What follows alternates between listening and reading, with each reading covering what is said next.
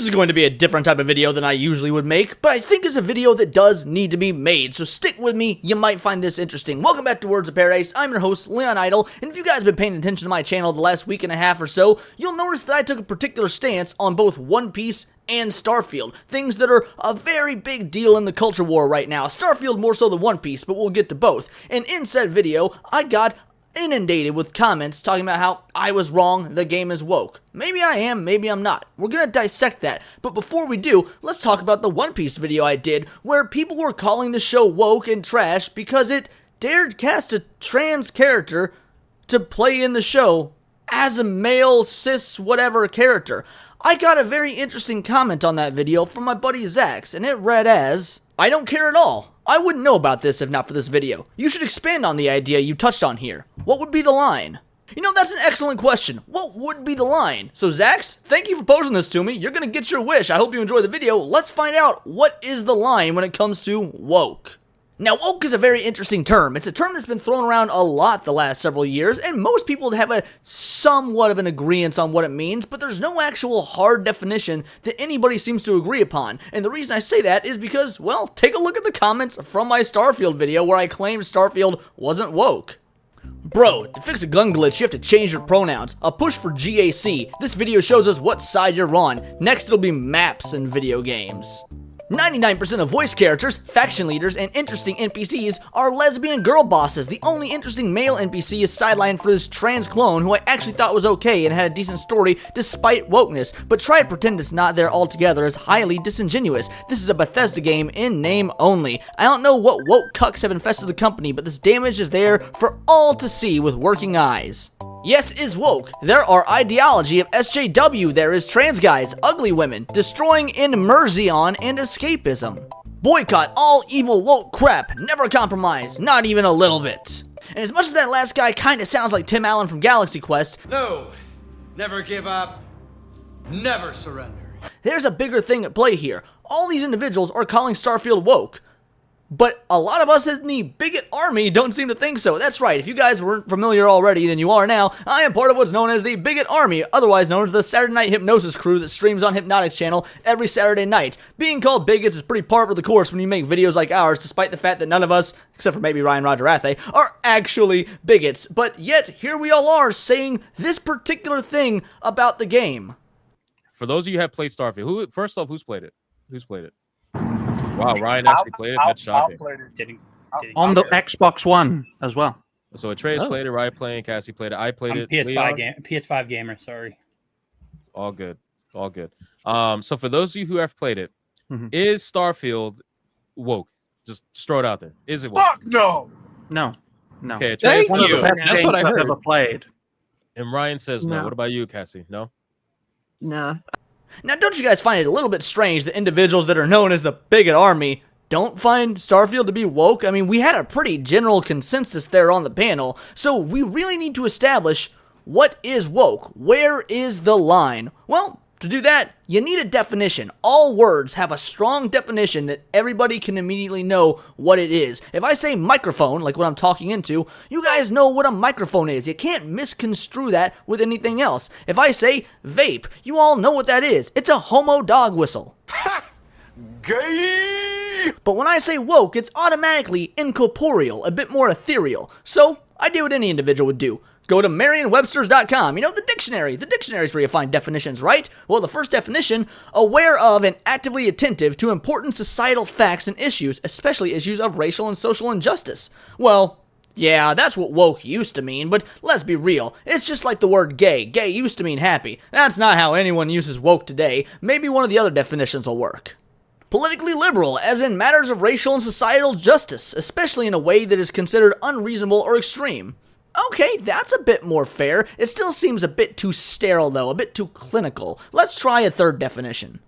And that third definition brings us to Urban Dictionary, because if anything shows the modern day slang, it's going to be Urban Dictionary, which is actually probably more accurate than something like Merriam-Webster's, despite Merriam-Webster's being the technically correct one. And here we see, originally defined as being aware of societal and racial injustice in the United States, due to constant overuse, it is degenerated into a meaningless word with no agreed upon definition. Well, look at that. It's almost as if we're trying to make a video for this exact reason. It has replaced the term libtard in modern online discourse, which, again, it pretty much has. Like so far, Urban Dictionary has given us the best comprehensive examination of the word so far. Woke is most commonly used as an insult aimed towards people with progressive ideals, and depending on who you ask, it could range from describing someone who pretends to be open-minded, to describing any person who disagrees with conservative values, to anyone who attempts positive depictions of women and minorities in media.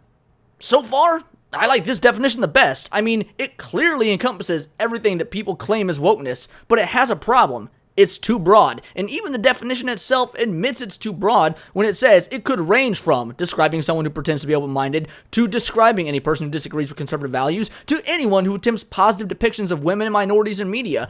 Woke has no agreed upon meaning, and if something doesn't have an agreed upon meaning, then how can we do what Zax has requested? Find the line. Find out where we draw the line.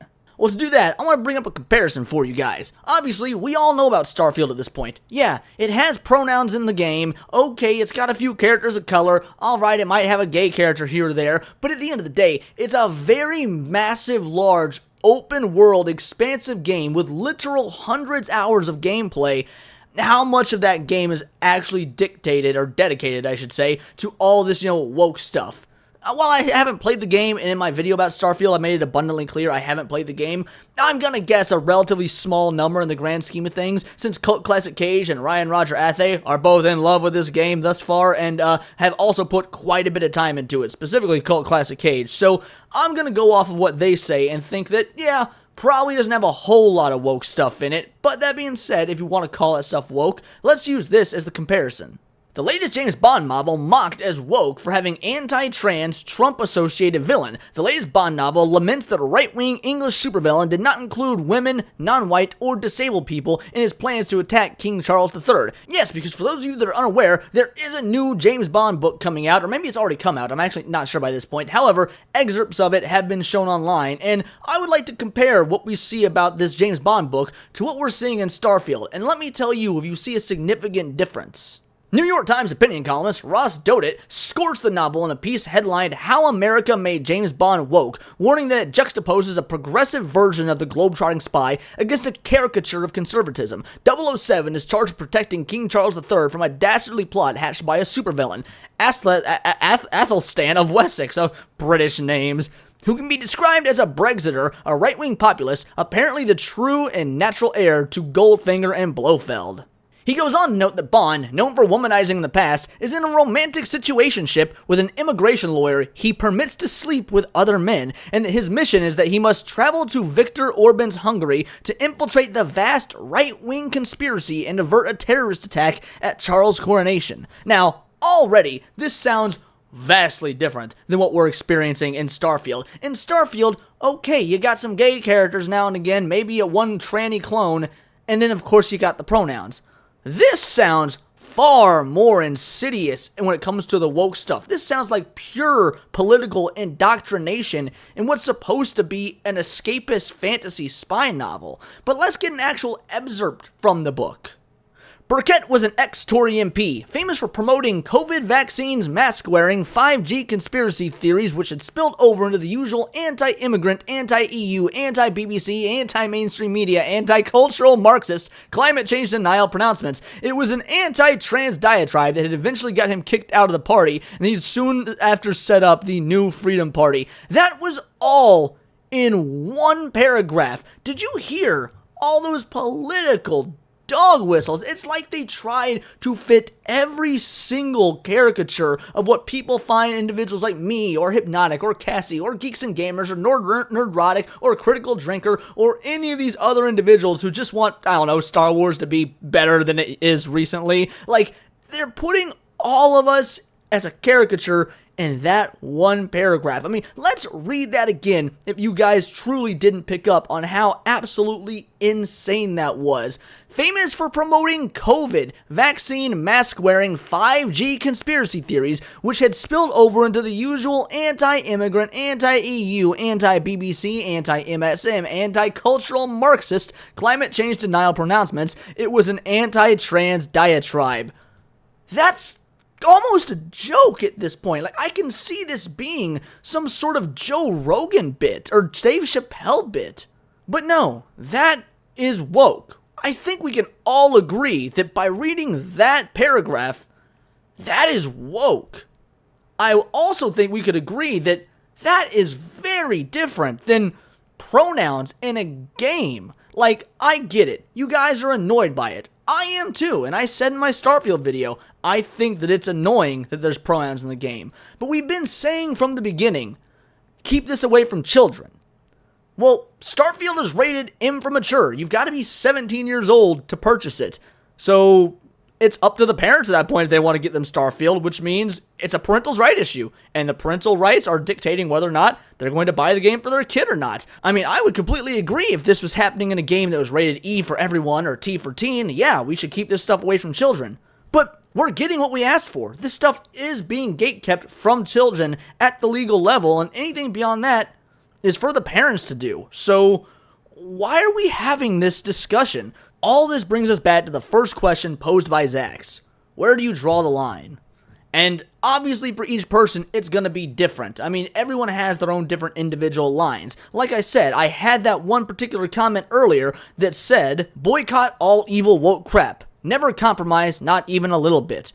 But by his own logic, he shouldn't have been able to leave that comment. YouTube is owned by Google, and Google is a massively woke company. Him going so far as to come on the platform is adhering to a woke corporation. They're making money by putting ads on this channel, by putting ads all over this website, that he is giving them revenue to get to my video to leave that comment. Well, he would need to follow his own advice, right? To boycott all woke crap. That would mean boycotting the internet effectively, at least boycotting YouTube and by extension Google, which means he shouldn't have been to my video to leave that comment. There is no way to realistically boycott all woke crap, and I get it. I get what he's trying to say, all the very obvious stuff, the pandering Marvel movies, the pandering Disney movies, the pandering video games, the very obvious Netflix, again, pandering series. I mean, at the end of the day, that's usually what people mean when they say woke. I think they actually mean pandering. And when they don't mean pandering, they mean indoctrinating. And you know what? I can agree with that. The woke mentality, the woke mind virus is indoctrinating. But it's also free to consume. You get to make the choice. I agree with keeping that level of indoctrination away from kids. In fact, I think that should be one of the utmost #1 missions of anybody who's involved in the culture war, is keeping this woke crap away from kids, out of schools, out of children's TV shows, children's books, out of, the public school libraries, everything like that. But pronouns in a video game? You don't think that's gotten a little bit further away from the original mission statement?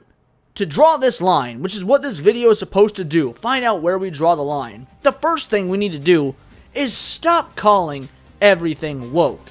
If a movie has a female as the main action star, it's not inherently woke. If the movie has a female as the main action star and it pushes the message of female empowerment to be better than men because women are a superior gender, that is woke. If a TV show has, or a movie, or a video game has a black character or several black characters, guys, it's not inherently woke. If it tries to push the message that you need to be the main black hero because white people are bad, that is woke. If TV shows and video games and books and children's cartoons have gay characters or even are played by trans actors, that is not inherently woke. Are they trying to directly message to children that being trans is normal or okay, or that being gay is the right way to live your life? Yes, that is woke. That is indoctrinating. We need to start separating things that we don't like from what is actually woke.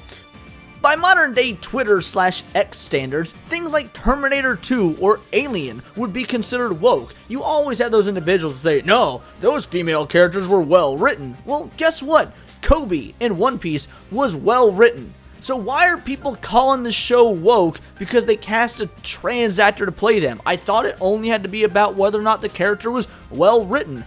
So far as I can tell, Starfield is a good game. It's a well-made game, at least by Bethesda standards, and the vast majority of people are absolutely enjoying it. But, oh man, pronouns, it's woke. If you're going to deflect, if you're going to say, no, Aliens is different, Terminator is different because those characters were well done, well written characters, then you need to be philosophically consistent with all this modern day stuff as well. When a movie or a video game or a TV show or a children's story or whatever comes out and it's well done but still has a gay or black or female character, then it's not woke. Let's take Star Wars Ahsoka. Now that show is woke, but that show also sucks. If you took the woke stuff out of the show, it would still be a crappy show due to the writing, due to the pacing, due to the character development, and due to the choreography. The list can go on. It's not bad because it's woke, but it is bad and also woke. That is where you draw the line, acknowledging a difference between the definition of woke and then just things you don't like.